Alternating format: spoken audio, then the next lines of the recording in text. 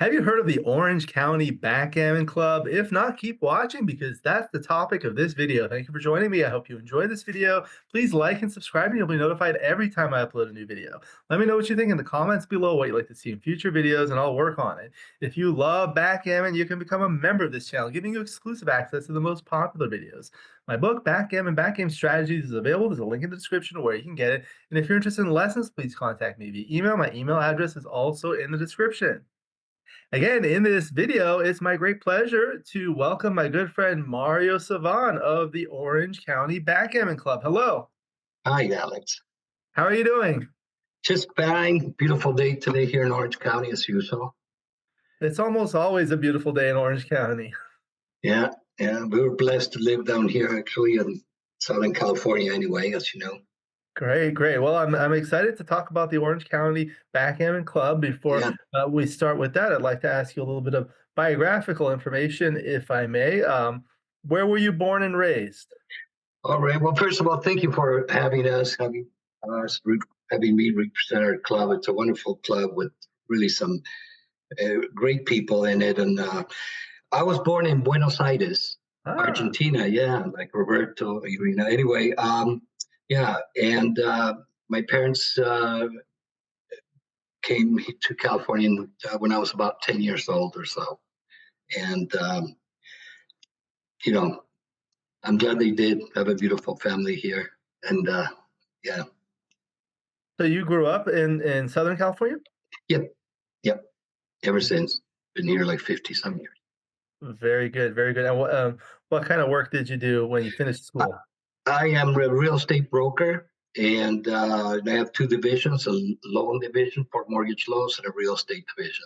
But two different, And it's been, business years up and down, but very lucrative, and I enjoy it very much. Great, great. Wishing you success with that. Before we talk about backgammon, of course, do you have any hobbies or interests outside of backgammon? Absolutely, got to have them. Uh, I love fishing. Not a great fisherman, but I like to spend time, even if it's not just getting some good air, fresh air. It's really nice, and I like that. I like spending time with family. I have a grandson, and it's just a joy to have. Besides that, I'd like to travel a little bit more. I've been to several places, like people have Europe, especially, and Argentina, and so forth, and across the country. I love going to tournaments, ABT tournaments, whenever I can as well. Very good. So how'd you get into backgammon initially? Well, back in the when I was in my 20s, we used to visit, nightclubs, and we used to go throw down the moves with our high school days, right? And they're happy, between going out there on the dance floor, we'd go back to a booth and there'd be a backgammon board. And, we just started, oh, wow, what's this about? And I've always been into games. I love games. It's in my DNA, I think, since I was a kid. So I started playing there. But it was very casual. And then actually, it was really in 2000 when I met a friend of mine from Turkey. He happened to have an office next door, and I hadn't played backgammon in years, like 15 years. And he said I had a backgammon board, and he said, "You want to play?" And I said, "Okay," And then we got from there. We kind of elevated our game, and I decided, hey, you know what? Maybe Ali came up one day and he says, hey, maybe there's tournaments, real tournaments. I said, no, that couldn't be really. And there was. And I attended my first ABT in Vegas in 2001, I believe. And then from there, I said, well, I thought I was good, you know, real good. I was like, oh, I must be like advanced. Then I found out what it was about. And then I went and purchased Bill Roberti's books. And that's when I said, oh, there's strategy to this game, a lot more than I thought. There is for sure. I So remember 20 years, 24 years, 25 years, I've been seriously playing yeah, yeah. I heard stories about when they used to play backgammon in the nightclubs and things like that. Hopefully we can get that back in the nightclubs. What do you think? yeah, Yeah, it'd be great. I mean, it'd be a nice thing to have. Yeah. We're trying And, to we're trying to get more youth to play backgammon, so that's kinda one of the goals. What would yeah, yeah. I What would agree. yeah, what would you say is you enjoy most about backgammon?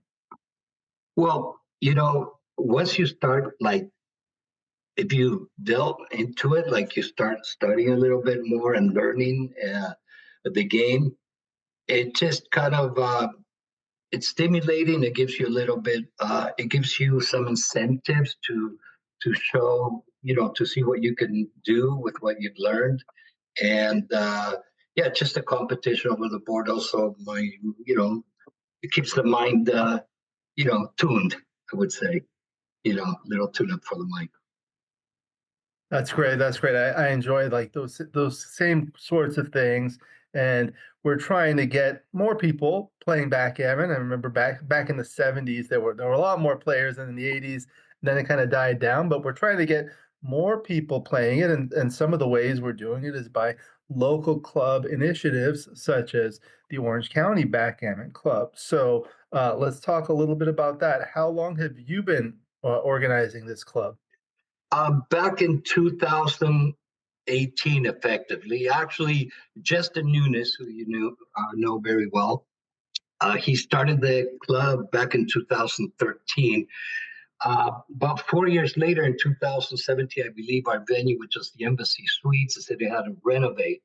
We weren't getting many people, Alex. It was really frustrating. I made phone calls to people, hey, why aren't you coming back? Or what would it take for you to come play with us? And um, essentially, I kind of like said, you know what? It's taking a lot of my time. I do have other responsibilities, work, and so forth.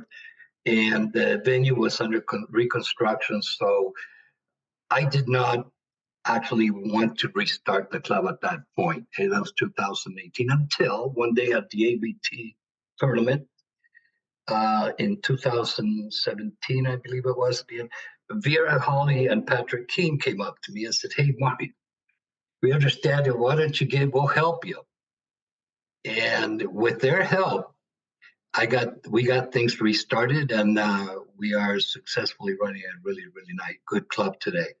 Um, so really since 2018, since that point, we, kind of really started up where we get really good numbers, solid tournaments. And I would say since then, but Justin Nunez, all the credit. He's I remember, Justin Nunez is one of my good friends. He used to play here in Los Angeles. I remember we would drive together to Las oh Vegas yeah, for the tournaments, and then he moved down to San Diego, Arkansas.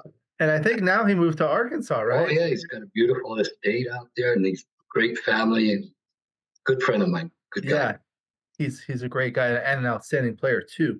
Oh my So gosh, so absolutely. he was the one that first started it, and tell us about, like, how do you have your meetings? Is it weekly? I know there's All once a right, month. Tell us about that. right, right. So we meet every Monday. Basically, we've had a couple of venues. We have we meet every Monday at with tournaments starting at 4 o'clock, and we have the buyback system. It's a single elimination sort of thing, but you can get back in or re-enter if you lose.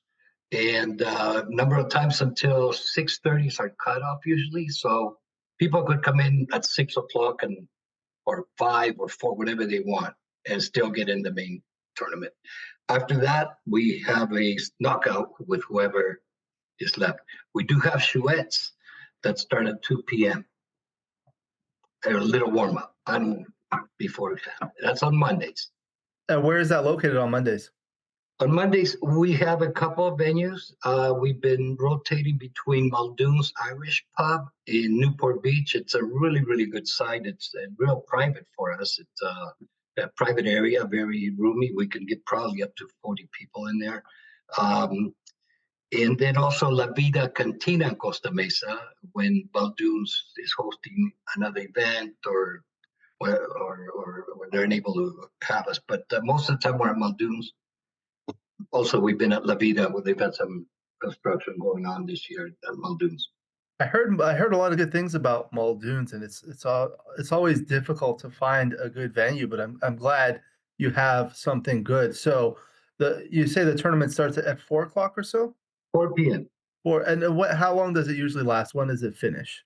Uh, Typically, we're done by 10, Okay, maybe a and little longer, depending on, hopefully by 10. how long are the matches? Okay, our matches right now are at 5 points, with 5. the semifinals and finals at 7. Okay, good. And how many rounds do you usually have in the tournament? 5 rounds, 6 rounds? Usually it turns out to be about 6. The winner goes 6-0 or 5-0, something Okay. of that nature. Yeah. Yeah, yeah, that's very similar. And you guys use clocks? We do not use clock. We Okay. recently started using clocks, Yes. and we found that it just moves things along much faster because there's some people that play a lot slower, and that kinda holds up the tournament.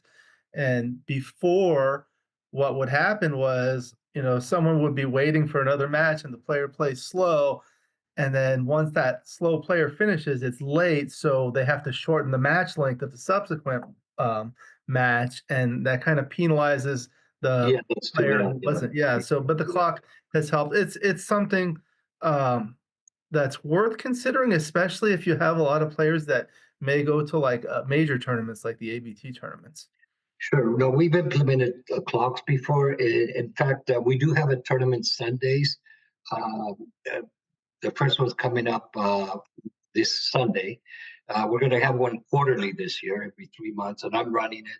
And I run a totally different tournament there. I'll run like a Swiss format where everybody gets like 3 losses, minimum 2 to 3 losses, and a single entry fee. So not like you have to re-enter, repay, and it flows much different. I do use blocks on those, Yeah. okay, because I mean people do have to finish. If you're Right. in the Swiss format, you understand that we everyone needs to finish the round to go to the next one. So, but yeah, clocks. I have implemented them before, and it's just we sometimes we don't need them. We just do 5 point matches. 7 get a little bit too long for some players, I Right. guess. Right. Right. After it's club, you know. Yeah, yeah, yeah. So good. So for the viewers that are not familiar with it, the Swiss format is where you play somebody else by random draw initially, and then the winners play each Yeah, other, and players with like records play other players with like records. yeah. Um, It's like a round robin, abbreviated round robin type deal. Yeah. yeah. So that's a good format because people get to play a lot of matches. Yes, Uh, they do. Yep.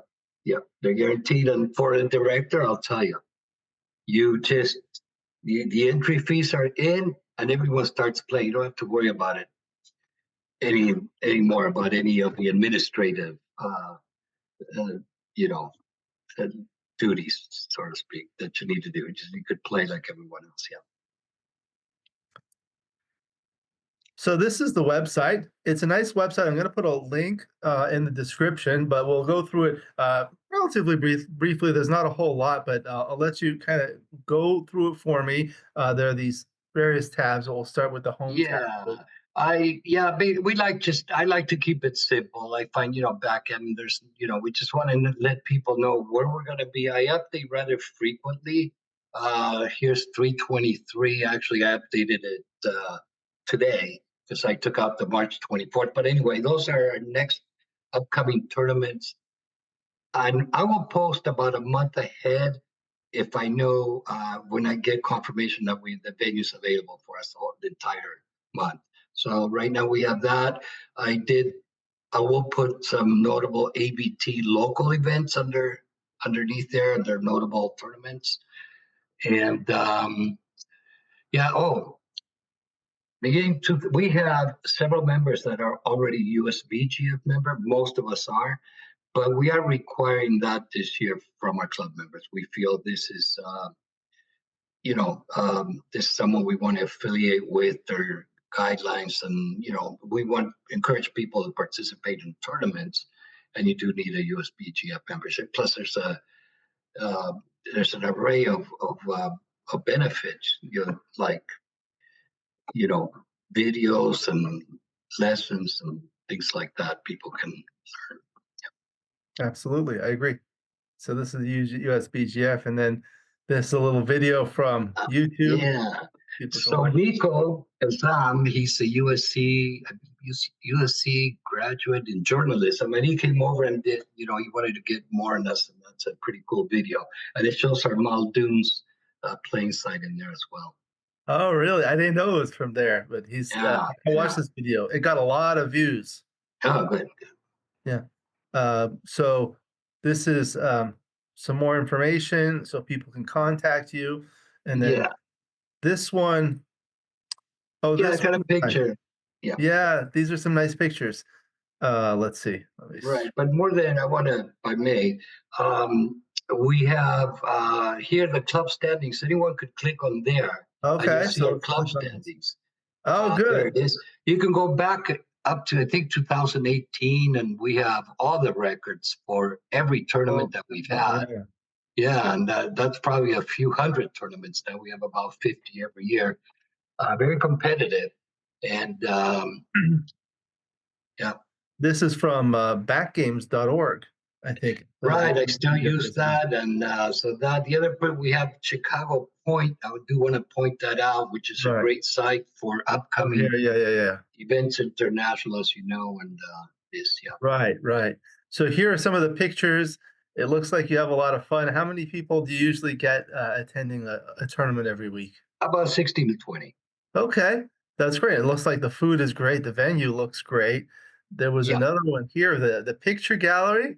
This one's yeah, really nice. I really like this one because you could see the pictures of all the different people, the group photo. Oh, and yeah. this is the holiday party. I know you wanted to talk about this. This one's from 2019, but you have it every year. Right. So at the end of the year, we have the club has saved up some money, and the top 8 players in our standings that you saw just a few minutes ago, the top 8 will play in a tournament for funds. Last year we had about $4,000 we gave out to the top 8.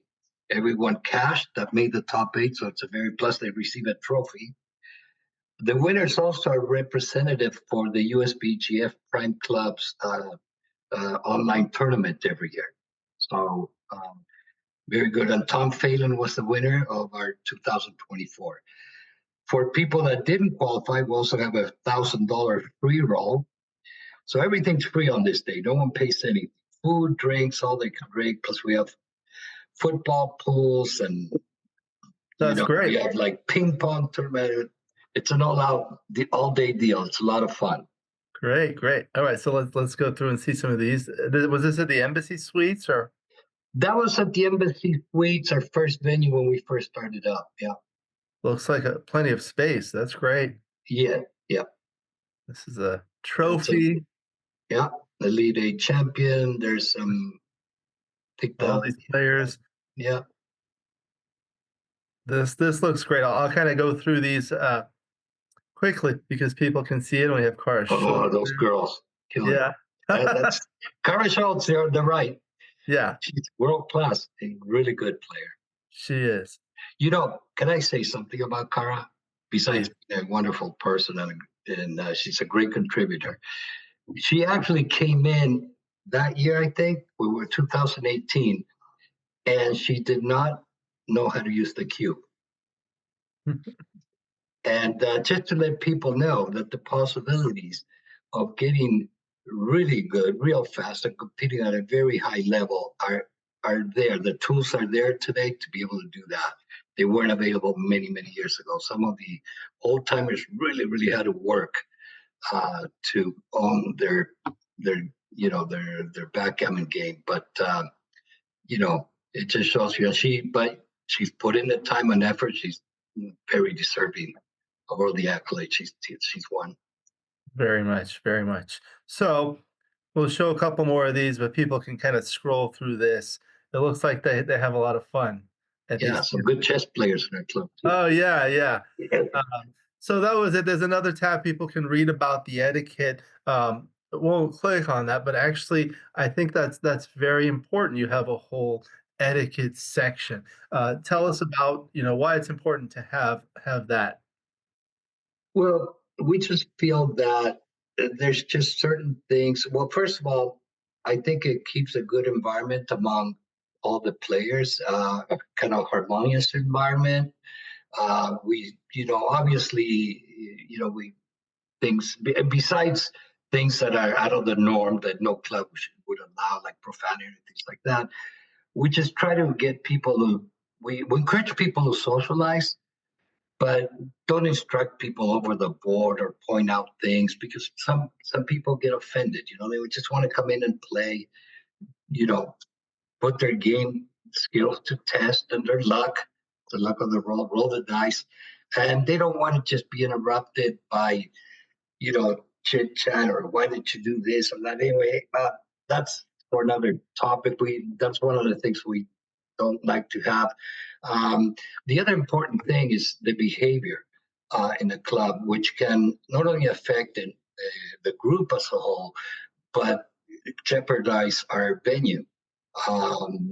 Sometimes people get emotional, and sometimes they get out of line, and so we just keep a check and balances on that, so to speak. We make sure that, hey, you know what, we heed a warning. Hey, remember. Actually, we have when people first come in. By the way, we have them fill out a form, an entry form, which simply gives their name and cell number and email, so we can contact them and put the right information, their standings, and so forth. But we also have them acknowledge certain non-negotiable. Okay, and that just kind of that's part of the etiquette that we have, and I think many people agree our club is, it runs pretty smoothly most of the time, but things happen. Yeah, it's an outstanding club. I know a number of people, and they're all fantastic people. And I agree. Backgammon is a game, and we should have fun. And there should be, people. Everyone should be polite with each other so that everyone it's enjoys it. Yeah. it's So not easy all the time. I know, I I know. learned that. I learned that through time experience. Yeah. So we always could tap someone, say, hey, it's a game at the end of the day. So how have people found your club? I know you have your website, been around for a little Right. bit. Yeah, website basically. I think Google. A lot of people said, "Hey, I just Google backgammon in Orange County, and you guys came up." We do come up there. Um, we also have a meetup page. We haven't used too much, but back in 2018, when I restarted the club, the meetup was extremely successful. You saw those pictures. We had 30, 40 people. I think the problem we found with that, not so much the problem, one of the issues is that we had a lot of people that came in just for social. They just want to play, Right. and we are more of hosting a tournament format. So we're trying to get a little bit of both. And we are, like you mentioned, we are trying to get younger and new people as well. New people, but younger people indeed. We like to come in. We have a guy named Steve Miller, and he's a wonderful guy. He's giving classes to a lot of kids in schools, both chess. He's a master in chess, national master, I believe, and also backgammon. And you know, we hope there's more people like him that could, you know, help bring more people to the game. That's great. I might have to talk to him because that's one of our initiatives as well. Yeah, it's an initiative. Yeah. Younger people. I'm going to start a series backgammon for kids or children. So that will be great. And one of the things I found is you play with these players and you get people from all walks of life. So what kinds of different people do you have that come to your group? Right. So Uh, well, I say from all interest, many Middle Easterns come over, and some of them won't come back because they want to play their style. It's social, that's great, Yeah, and yeah. we welcome them. But many do; they love the game. Um, but people from all walks of life. We're very like a laid-back club. I think we have, I don't know. Very mostly professional, retired people, but for the most part, they're nice. They're very like polite over the board, acknowledging, when you win, good match, good luck, well played, something like that. And it's part of the sport, like any other game.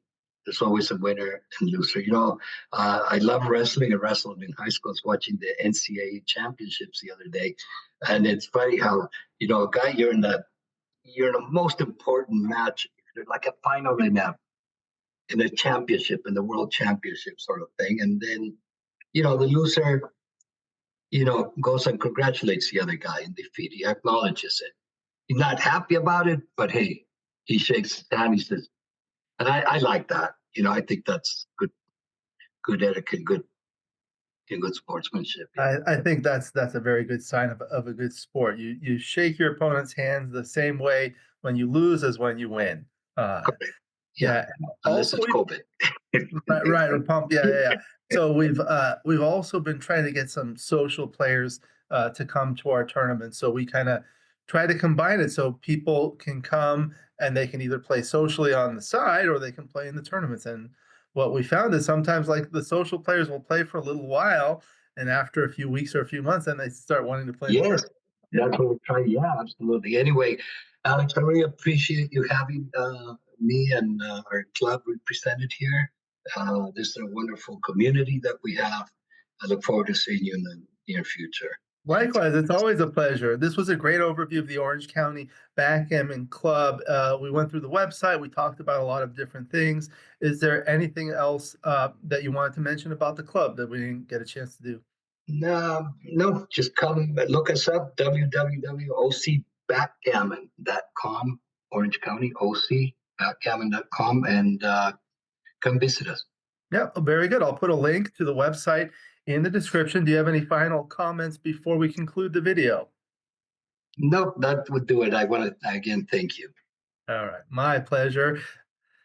Thank you very much to my good friend Mario Savan from the Orange County Backgammon Club. We'll go ahead and conclude the video. Thank you to the viewers for watching. I hope you enjoyed this video. Please like and subscribe, and you'll be notified every time I upload a new video. Let me know what you think in the comments below, what you'd like to see in future videos, and I'll work on it.